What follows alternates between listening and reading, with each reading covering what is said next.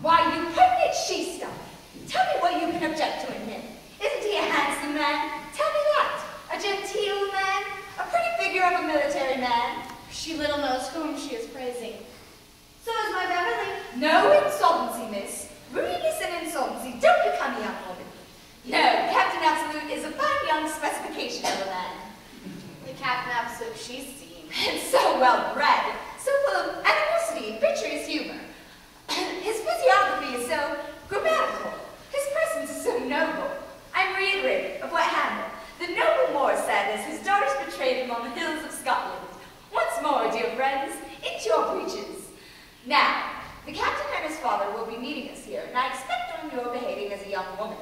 Remember your good stock, even if you've forgotten your manners. I'm sure you will show him good enough manners for the both of us. But I have made my mind up. I won't speak to him. I won't even look at it. Here we are, Miss Malaprop. Come to see if Miss Lydia has curbed that headstrong will of hers. Though I had trouble getting this young stallion to come along. I know what's gotten into him. The minute I told him we were coming to visit you, he started bucking the fit to give me the slip. Children are spoiled nowadays, Mr. Absolute. I blame it on the laxative nature of their upbringing. Lydia! Lydia! Pay respects to Mr. Absolute and his son! Go on, Jack. Speak to him. Do a little bit of court. What the devil am I to do? The moment she hears my voice, I'll be caught in my own trap. You see, Father, she won't even look at me while you and her aunt are here.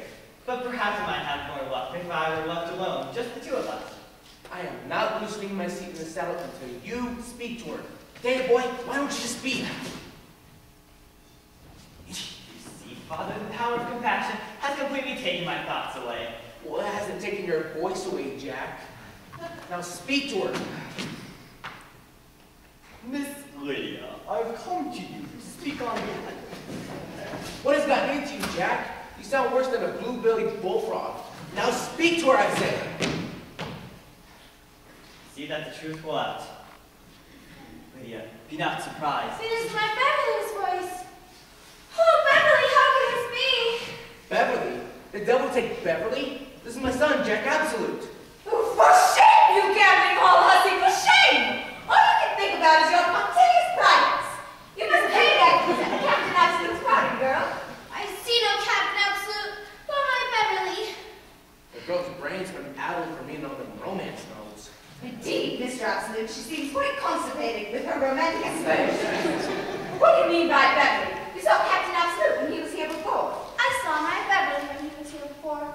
Whoa there, Miss Malaprop. I'm beginning to smell a skunk in the woodpile. Now, Jack, who the devil are you? Well, Father, at this moment, I'm not sure myself. Oh, dear! Mr. Absolute, I'm beginning to Well, suspect- Mrs. Malaprop, I am indeed Captain Jack Absolute. And in that person, I hope to become your affectionate nephew. But, as I need not tell my Lydia, I've also been Private Beverly. There will be no secret elopement after all.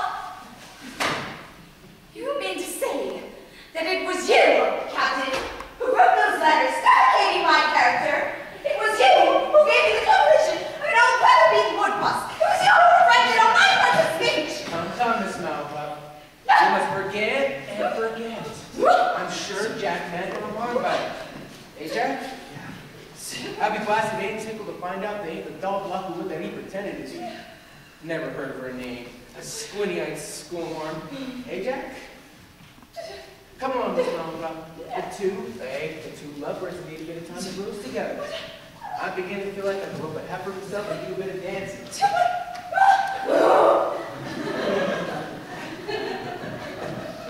Oh, Lydia, have you wept all this while?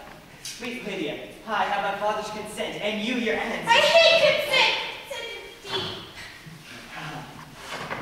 Lydia, we must lay aside some of our romance.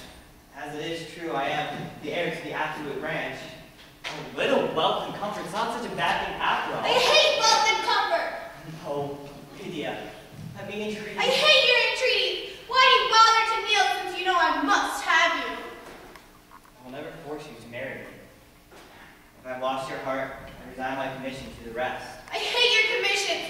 You've treated me like a child, mocking me while laughing at your successful campaign of deceit. No, Lydia, you wronged me. Well, I fondly imagined that our love, like all great loves, was something condemned by family and friends. My hopes are now crushed with my aunt's consent, and I find that I'm the only dupe at last. Here, Captain, here's the picture, which I have worn day and night in spite of threats and punishments. There! And be sure I feel the original from my heart as well. And here, picture. And here, Lydia, is the picture that I have cherished since the day I received it from her hand. The smile which gave me life and hope. The lips which sealed our vows. The cheek that... But Lydia, is that hope gone? Has that hope passed? Let your anger be like the summer storm. Clouds the sky for a minute and then lets the buds of love to bloom. In this copy, your face is as pale, as sad as the sun eclipse, of which is the moon. And I'm not willing to part with that any longer. Lydia, I need your love. It is your own fault, Captain, if my love shines on you no longer. Love without bonds. Pretty fault indeed. Come, children, we must accept your forbidden food for a while. What the devil's the matter now? Miss Malcolm, this is the oddest bone in the home I ever saw. Jack, what deuce is the meaning of this? It's the lady, Father. Oh, mercy, I'm quite analyzed. What is the ratio for this, Lydia? Ask the gentleman, Aunt. Jack, it ain't come to disguise it as anyone else. Aunt, you once commanded me to forget this gentleman. There's the man. I know, babe. Oh. Captain, I hope you haven't exposed yourself in an inaudible or despicable way towards my niece. Now I see it all. You bid too lively, eh, Jack?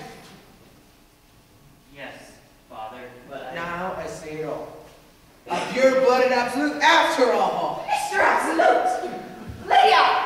Lydia! Poor little Miss Lydia. You frightened her off with your passion, you dog, you. But, Father, We must make good peace with her, Jack.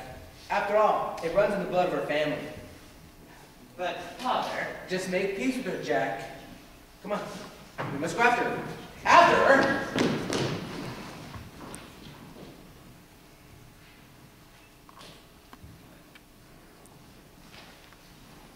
Oh, this message has alarmed me. What terrible accident can he mean? Why has he charged me to meet him here alone? Oh, Falkland, what unhappiness is now in store for us? Alas, Julia, I've come to take a long farewell. Oh, Falkland, what do you mean? You see before you a wretch whose life is important, and all because of my passion and my temper. I left you today in a fretful and unhappy state, and found myself drawn into a quarrel.